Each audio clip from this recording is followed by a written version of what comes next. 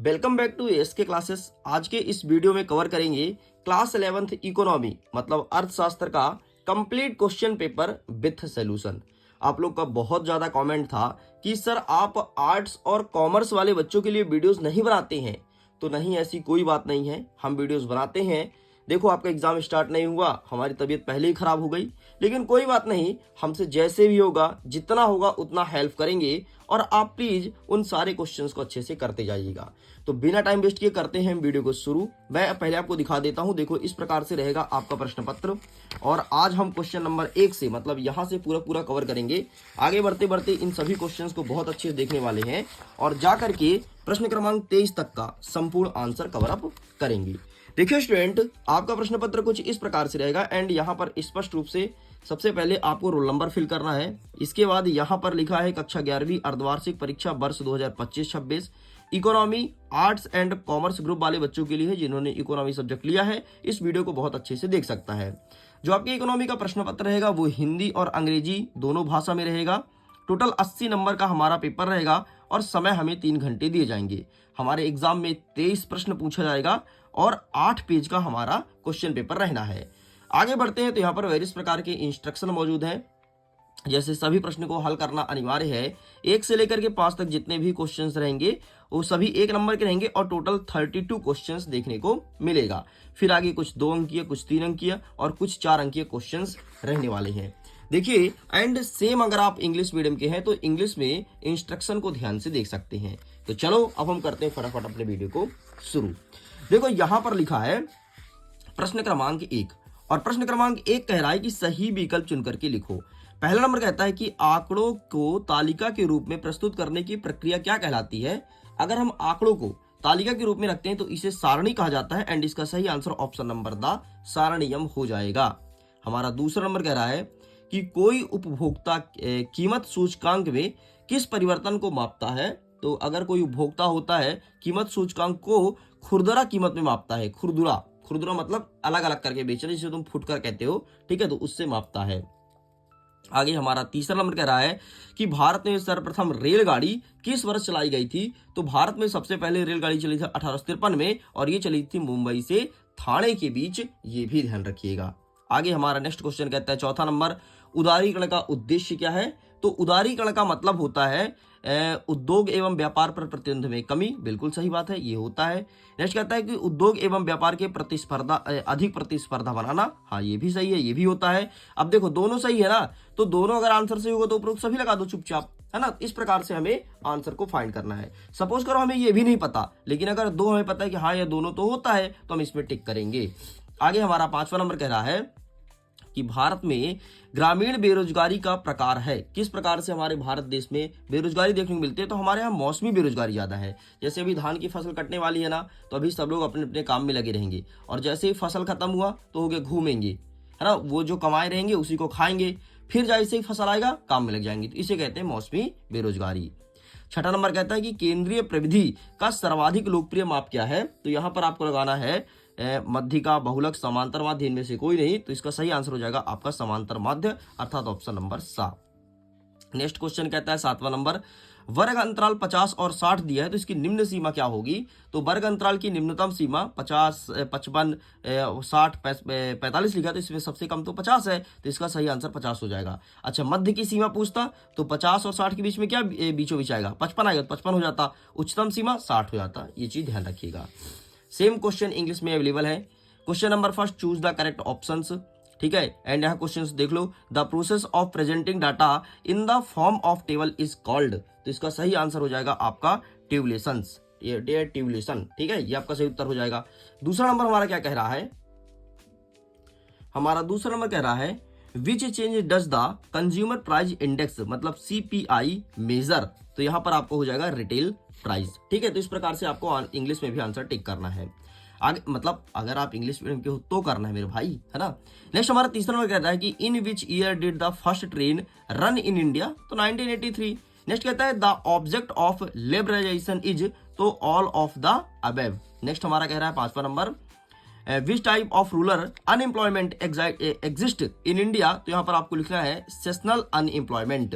And next देख लेते हैं 6वां number, the most popular measure of central ट्रेजेडी इज, तो इसका सही आंसर आपको लिखना है यहां पर आपका हो जाएगा समांतर माध्य मतलब मीन। एंड नेक्स्ट देख लेते हैं, the lower limit of the class investors 50-60 will be, तो यहाँ पर इसका सही आंसर हो जाएगा आपका 50, ठीक है, सॉरी।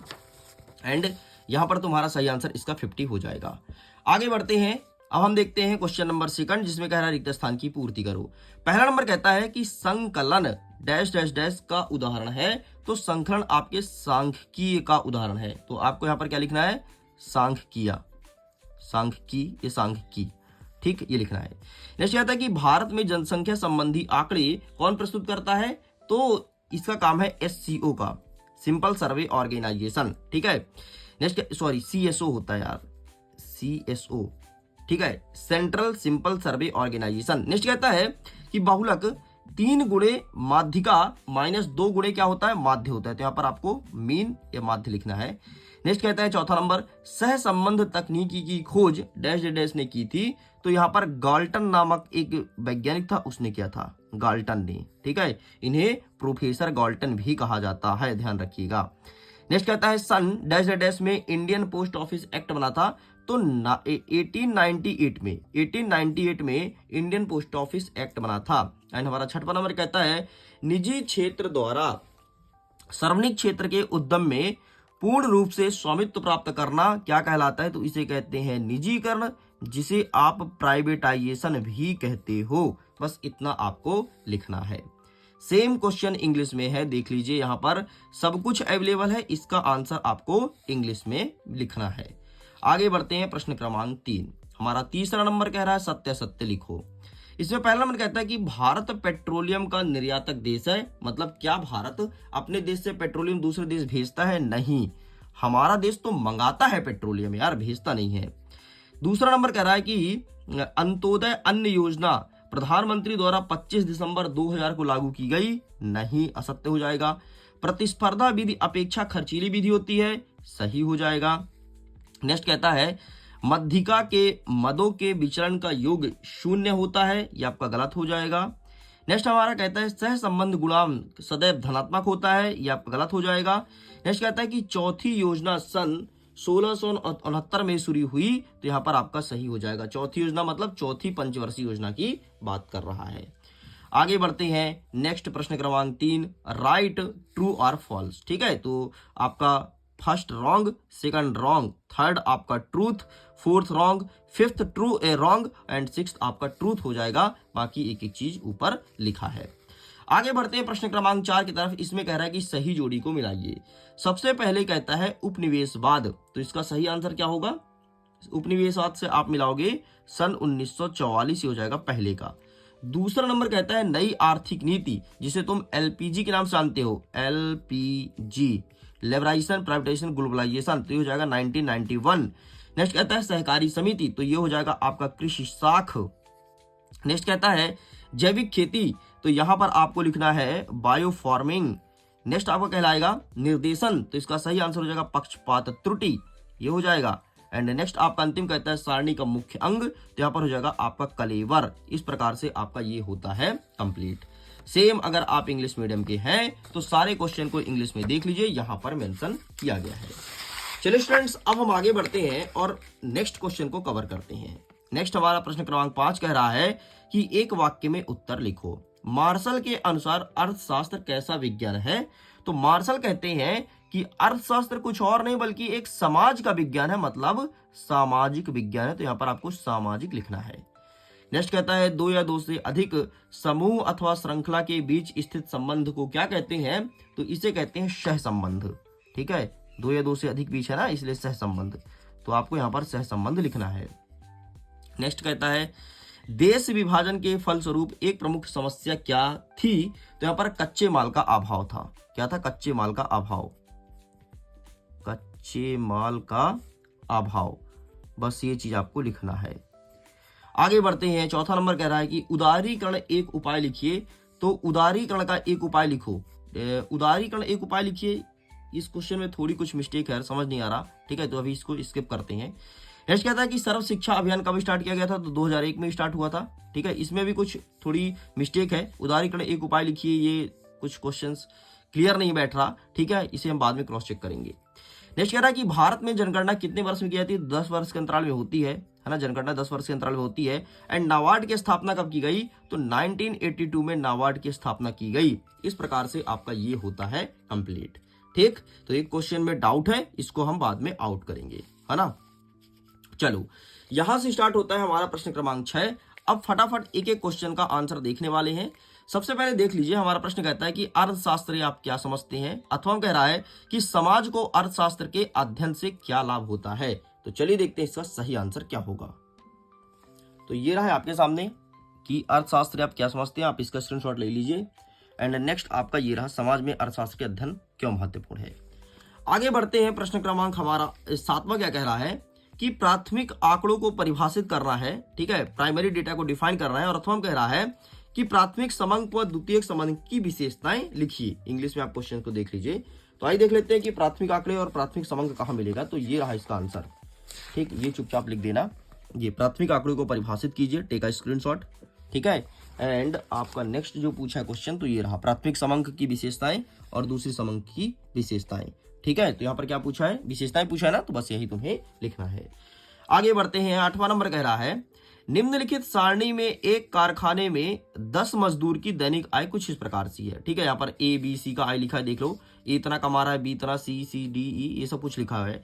तो कहता है कि इनका समांतर माध्य हमें फाइंड करना है, ठीक है। एंड इसी के अथवा क्या कह रहा है कि एक आंकड़े दिया है, इसका बहुलक की गणना करना है। देख लो कुछ इस प्रकार से दिया है, ये वर्ग दिया है और ये आवृत्ति दिया है। तो इस ऊपर वाले का निकालना है समांतर माध्य और नीचे वाले का हमें निकालना है बहुलक। तो आइए देख लेते हैं कि इसका सही आंसर क्या हो जाएगा। तो ये रहा है आपके सामने सबसे पहले समांतर माध्य वाला, टेक अ स्क्रीनशॉट, ठीक है। इस प्रकार से पहले आपको टेबल ड्रॉ करना पड़ेगा। इसके बाद बस छोटा सा चिंटू सा फॉर्मूला इस फॉर्मूला रख देना, तुम्हारा आंसर आ जाएगा।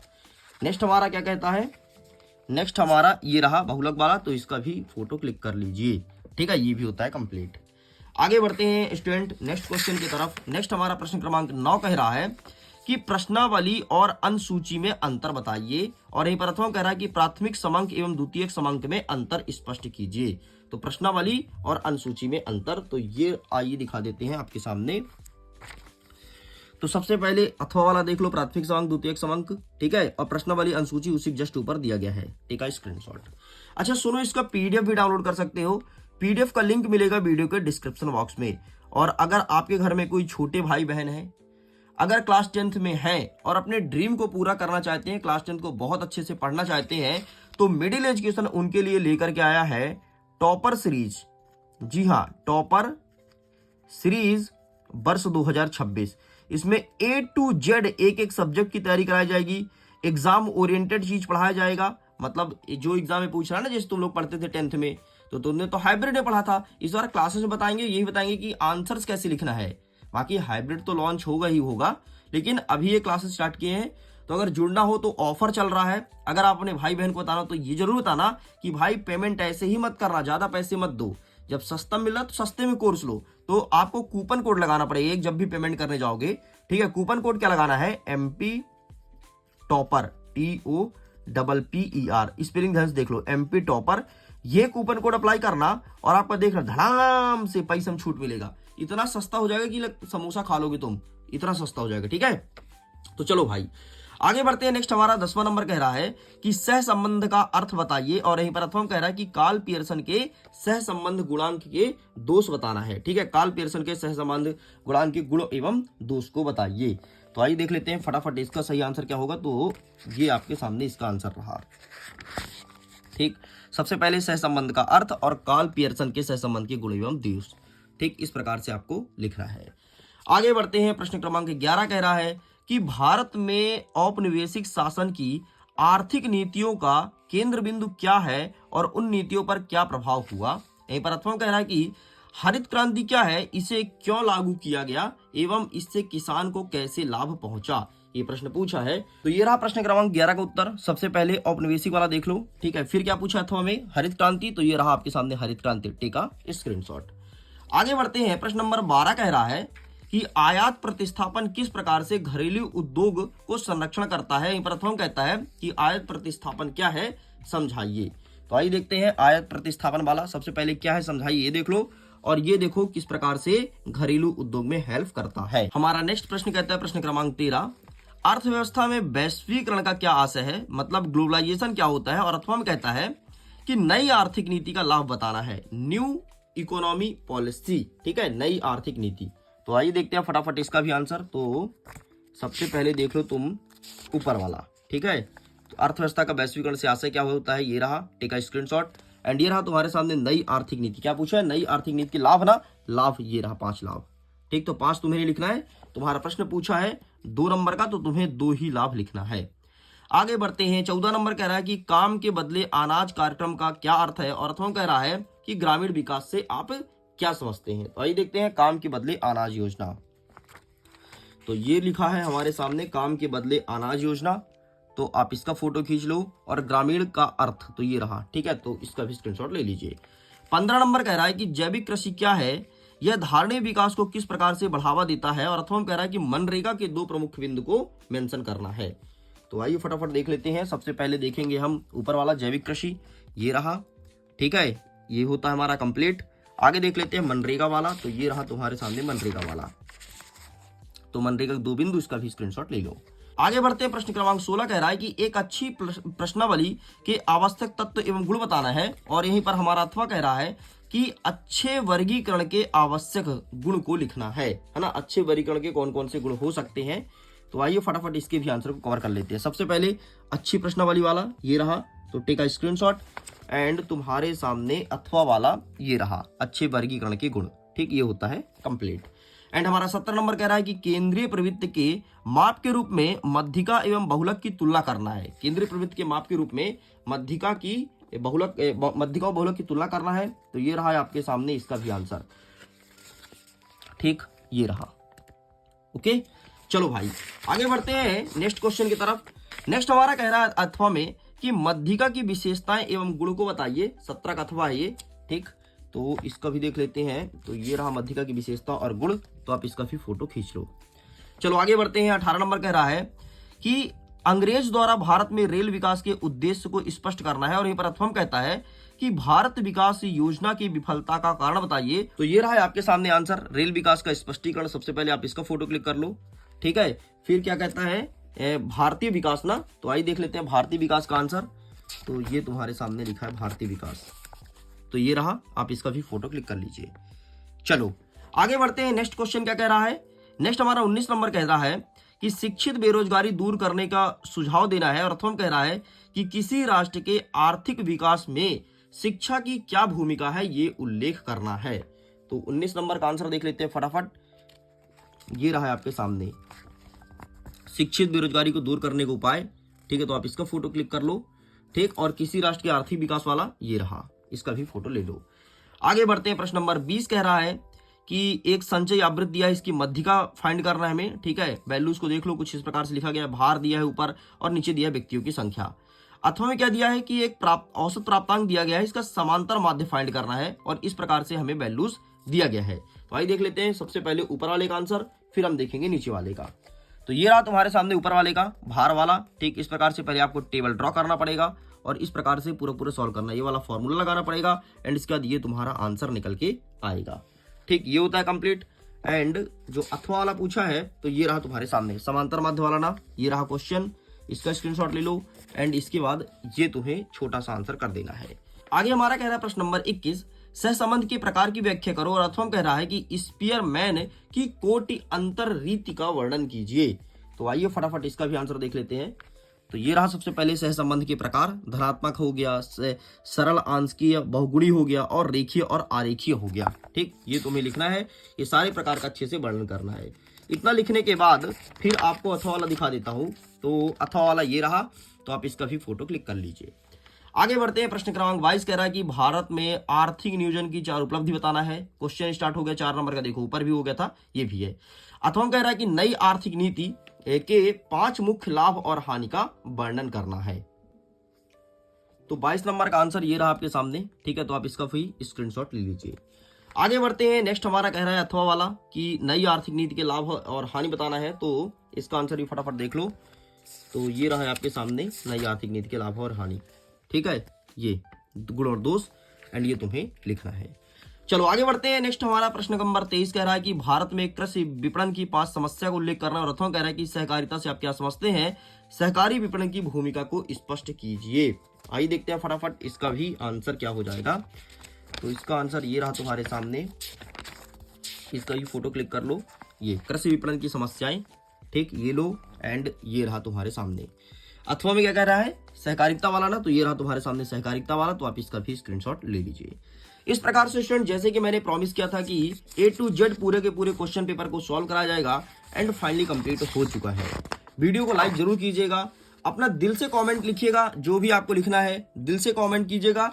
आपके मैसेज को मैं पढ़ूंगा जरूर, और पढ़ने का तो वहां पर रिस्पॉन्स भी करूंगा। ओके स्टूडेंट्स, जल्दी मिलेंगे नेक्स्ट पार्ट में या फिर नेक्स्ट वीडियो के साथ। Thanks for watching. खुश रहिए, पढ़ते रहिए, मुस्कुराते रहिए।